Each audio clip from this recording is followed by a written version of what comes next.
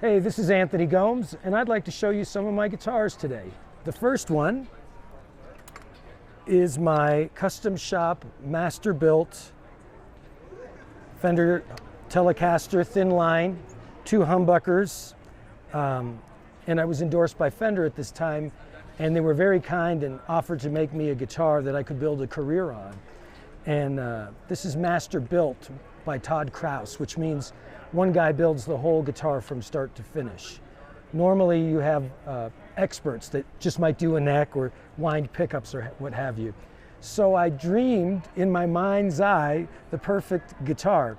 And I loved Albert Collins and I loved B.B. King. And I wanted to create sort of a hybrid. One's got a big fat tone and the other one's got an icy tone. And so that's where the hollow body's sort of an ode to B.B. King, and the humbuckers, and the Telly's an ode to Albert. Flat fretboard. Most Fenders have a little bit more curve. This is a compound radius. Mahogany back. Most Telly's are bolt-on. This is a dovetail joint, set neck as they call it. You can see Todd's signature on the back here. And it's got tortoiseshell binding. And the cool thing is, I dreamed this guitar up, and when it arrived, it was exactly how I thought it would be. No disappointments, no, oh, well, yeah, I did tell them to do this, but it didn't turn out that way. Just perfect. And I had the pleasure of meeting Todd at the NAMM show, and this guitar took them about 2 years to build. And I never called or complained. And Todd said, well, first of all, thanks for not harassing me. But what had happened was he built a guitar exactly like this. It was all done, and because of the neck joint and the way it's built, there's a few hours that are very critical to the guitar, and you have to put it in a special room that's just the right amount of humidity. And long story short, there was a big power failure, and the guitar was toast. It got all messed up, the neck was unplayable, so Todd had to rebuild this guitar again. But he told me he couldn't build a finer instrument because he learned things building the first one, because this was such a unique piece that the second one was just perfect. And I have to agree with Todd, it's a beautiful instrument. So this is an American standard Fender Stratocaster. It's 1987 is the year of this guitar. The serial number is actually incorrect, it says 84, but that's a mistake. And I think this is probably the ugliest color that Fender's ever made. It's called Graffiti Yellow. But my hero Jeff Beck played one in the 80s. And ever since then I wanted a graffiti yellow guitar just because, I don't know, Jeff is such a superhero. I figured I wanted to be just like him. So I was at a Guitar Center and I see this guitar. And I'm thinking to myself, oh, hell no, not a graffiti yellow Fender Stratocaster. So I grab it and I start playing. And some guy comes up to me and he goes, hey man, you're playing my guitar. And I said, oh man, I'm sorry. I didn't know it was sold. It didn't have a ticket on it. And he said, well, no, I just sold it because my wife left me and I need the money. And I thought, wow, this is a blues guitar. I mean, this guitar has such a story to it. That I had to take it home. And I changed the tuners on it. I put Spurzl locking tuners just to further nerd out on my Jeff Beck moment. And it got a little war injury, and by little I mean a lot. The body is cracked, but I glued it back together. And so far it's working pretty well. It's a good workhorse, and it actually sounds really great. I've recorded a few solos on electric field holler on this guitar. This ugly yellow guitar is just, it's ugly on the outside, but it's sure pretty on the inside, so love it. All right, here we go. This is my parts guitar. It's a Mexican Fender body with a Warmoth neck, a big old Warmoth neck. I love these things. To me, a big neck is ultimately the way to go. It just feels more comfortable. Big frets on these. Again, another Seymour Duncan Antiquity humbucker.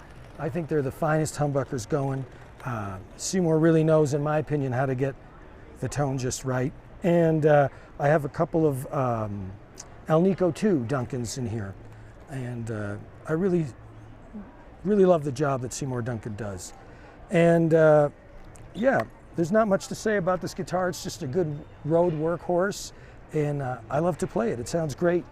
Also too, the strap was made by Jerry Hart. She makes all of my guitar straps, and she even put "Love You" on this. Isn't that sweet of her? And Jerry makes straps for all the rock stars, Keith Richards, and oh man, you name it, you know, Richie Sambora. And she's nice enough to make them for me.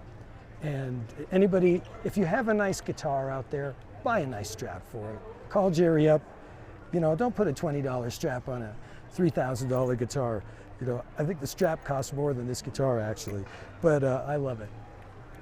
This is a Fender Stratocaster, and my buddy Greg lent it to me. He had a guitar lying around the house, and he said, "Hey man, would you take this on the road?" And I said, "Yeah, do you want to get it back all beat up and ugly looking?" He said, "Yes, this is what I'm going for." So I don't even put it in a case, Greg. I just bang it around, throw it around. Somebody got a little wild in a bar fight last week, so I hit him on the head with that. See, I mean, it's going to help the tone a lot.